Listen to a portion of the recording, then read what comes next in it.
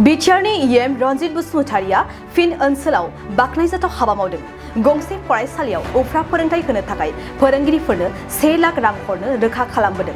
EM Ranjit बसुमतारिया चिरां जिल्ला हाथिसार ओनसोलनि 2 नं खाग्राबारि गामिनि हाथिसार दादगारि गोजौ फरायसालियाव बिटिआरनि हाग्रा बिफाननि मावफुं सोद्रोमा रनजित बसुमतारिया गंसे गोदान न' बेखेवनानै होफैदों। मख'नो गोनांदि बे ओनसोलनि फरायसाफोरा फरायनो थाखाय साफ्रोमबो 15 किल'मिटार गोजानाव थानाय सान्तिपुर गोजौ फरायसालियाव थांनानै सोलोंथाय लाहैनो गोनां जायोमोन। नाथाय गोबां दैदेनगिरिफोरनि मेंनाय गैयाजासे हाबा मावनायनि गेजेरजों हाथिसार दादगारि गोजौ फरायसालिखौ 2017 मायथाइयाव गायसननो हादोंमोन। दा बे फरायसालियाव गोबां फरायसाफोरा फरायनो सुबिदा मोननो हायो। नाथाय दुखुनांथाव बाथ्राया बेसोदि फोरोंगिरिफ्रा दासिमबो सरकारारि नङैखाय गोबां खस्थ'जों सोलिनांबाय थानो गोनां जादों। बेनिखायनो बिटिआरनि इएम रनजित बसुमतारिया फोरोंगिरिफोरनो उफ्रा फोरोंथाय होनो 1 लाख रां हरनो थाखाय रोखायै बुंथिनानै होयो। दिनैनि बे मेहेरगोनां हाबाफारियावनो बाहागो लाफैबावदोंमोन हाथिसार बिसिडिसिनि मासिगिरि आर्पन काटवाल आरो हाथिसार प्राइमारि इउपिपिएलनि आफादगिरि डि केआ लोगोसे ओनसोलनिनो गोबां गुनगोनां आलासिफोर। दादगारि हालामा भुटान हादोरजों नांजाबनाय मोनसे हालाम आरो बे दादगारि ओनसोलाव बा हाथिसार प्राइमारियाव बा हाथिसार भिसिडिसियाव 33था गामि दङ। बे 33था गामिनि प्राय माने 1200सो स्टुडेन्टआ दिनै डिप्राइभ जानानै दङ सोलोंथाइनि मोन्थायनिफ्राय, जायनि जाहोनाव दिनै जोङो इडुकेसनेलि बे हालामाथ' जौगानो हायाखै। मानोना दादगारिनिफ्राय सान्तिपुरसिम प्राय 16निफ्राय 18 किल'मिटार डिसटेन्स दङ जानथाया। आरो एफा गोजानाव थांनानै जोंनि फरायसा फरायसुलिया मैदेरनि जेंना बायदिसिनानि जेंना फैयो बेवहाय। मानोना बियो मेन 11 कनफ्लिक्टआ बेवहाय बिराद जाफ्लेबाय थायो। मानोना बे ओनसोला 11 करिडर हिसाबै, बेनिखायनो बेवहाय गोनांथि जानायखाय गभर्नमेन्ट अफ आसामा बिथां मानव गेदेर हिमन्त बिश्व शर्मानि दैदेननायावहाय दिनै मोनफ्रोमबो 5 किल'मिटारनि जानथायावहाय मोनफा मोनफा हाइ स्कुल बानायनायनि बेबस्थाखौ जेराव लाखादों।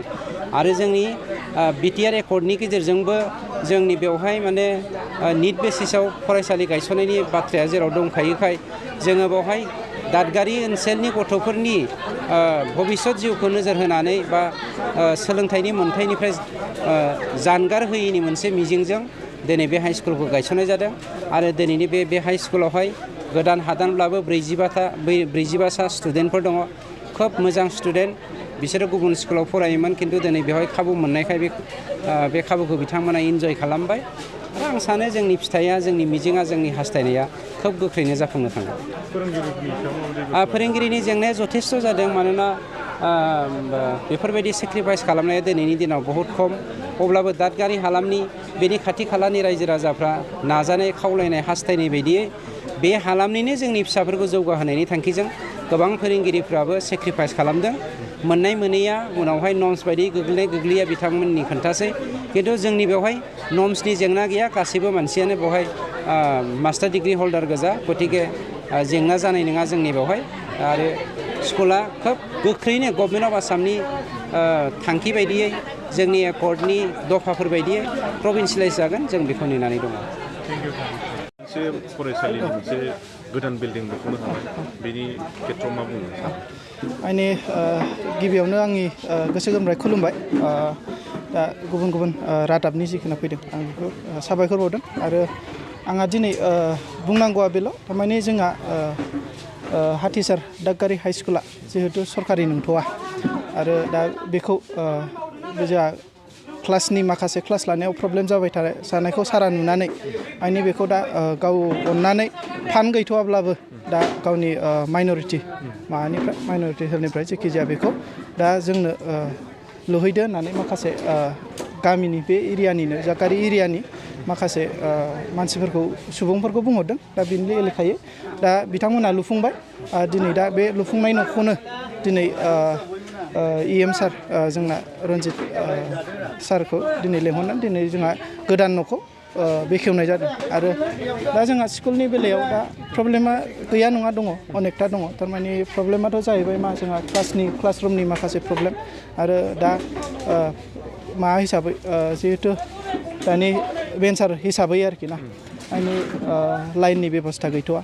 दा ओरै गथ'फ्रा क्लास लानाय समाव एखम्बानि समाव गरमजों माने उदै सानाय मा सानाय बेफोरबायदि अनेकथा प्रब्लेम जायो आरोखि दा बेखौ बेबायदि जाया नङा जाबाय थायो दा बेफोरखौ लासै लासै प्रब्लेमा सल्भ जालांगोन जोंबो दा बेखौ नाजागासिनो ओरै जाया जेनेबा आरो दा बेफोरबायदि आरो दा जोंहा बुंबाय दंबावो मा जोंहा माखासे माबानि जिहेथु जोंहा अफिसियेलि जिखिनि खामानि स्कुलनि जिखिनि अफिसियेलि खामानि मावनांगौ बियो जोङो मा मावनांगौ जों बेखौ मावनानै लागोन आरो माखासे उननि समाव प्रभिन्सियेलाइज खालामनायनि बेलायाव सरकारनि आखायाव थाहैबाय बेखिनि आरोखि प्रभिन्सियेलाइज खालामनायनि बेलायावहाय सोरखारनियाव मा खालामनो सानो जिहेतु जोंना खनसेयैनो जिहेतु बिटिआर एकर्डनि बायदियैब्ला 6.3 दफा बायदियैब्ला खनसेयैनो जेसेबांनाखि जोंनि बिटिएडि एलेखा बेयाव मोनफ्रोमबो स्कुल भेन्सार थानाय प्लास एलपिनिफ्राय लानानै आप टु कलेज लेभेलसिम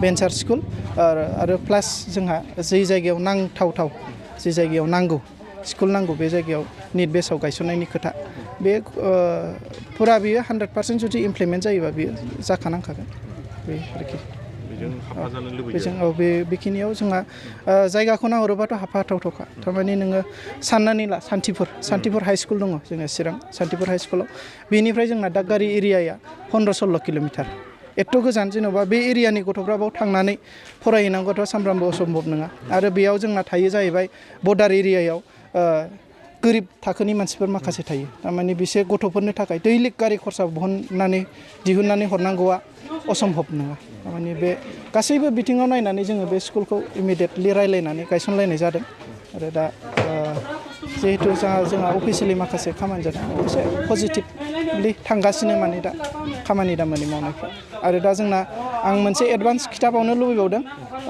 6 नङाबा 7 नङाबा 8 थारिख नैबे दाननि बोहैथि दाननि बेयावहाय जोंना डिरेक्टर प्लास प्रिन्सिपाल सेक्रेटारि बाव फैनो थांगासिनो दङ स्कुलखौ इन्सपेक्सन खालामफैगोन बिसोर बेखिनि मोनसे फोसावथाय खैराबारि उपेन्द्र नेशनेल एकाडेमि फरायसालियाव देग्लायनिफ्राय 11 थाखोनि मुं थिसननाया सोलिगासिनो फरायसुला आरो फरायसुलिफ्रा थाखो 11आव मुं थिसननो गोनो गोथो जानानै दंब्ला एबा देग्लायनि मेट्रिक आनजादाव उथ्रिना गुबुन फरायसालिमाफोराव मुं थिसननायाव मानिबाफोर जेंना नुजाथिदोंब्ला नोंथांमोना जिंगा दासि खैराबारि उपेन्द्र नेशनेल एकाडेमि फरायसालिया नोंथांमोननो थाखो 11नि सोलोंथाइ लानो खाबु होदों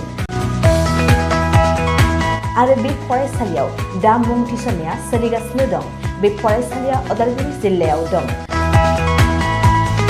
मख'जाथावदि बे फरायसालियाव देग्लायनि मेट्रिक आनजादाव गासै 80 सा फरायसुला फरायसुलिफ्रा गासैबो मोजां जौखोन्दो लानानै उथ्रिसार जानो हादों